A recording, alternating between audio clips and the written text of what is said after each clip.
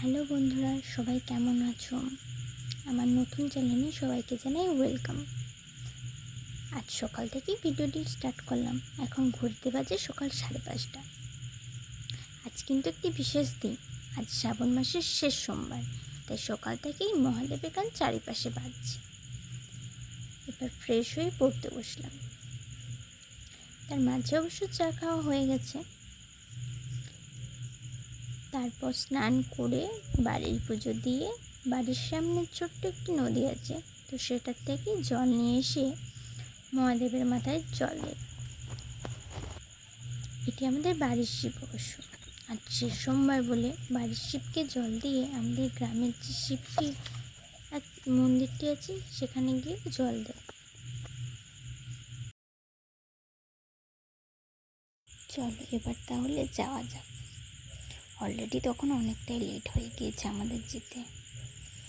তো পুজো দিতে যাচ্ছি, তো তাই খালি পায়েই আমরা যাচ্ছি।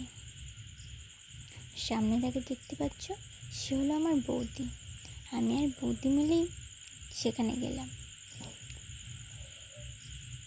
চলো হাঁটতে হাঁটতে পৌঁছে গেছি মন্দিরে।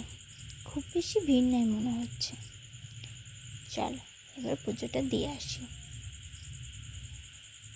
এবার পুজো দেওয়া হয়ে গেছে। এবার তোমাদের পুরো মন্দিরটার চারিপাশটা একটু ঘুরে দেখায়। পুচকিটা কেমন এখানে প্রণাম করছে।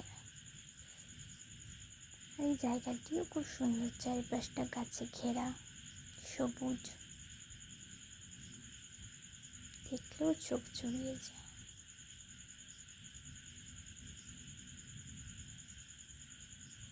মন্দির অবশ্য এরকমই হয়, মানে অনেক বাচ্চা ছেলেরাও জল দিচ্ছে।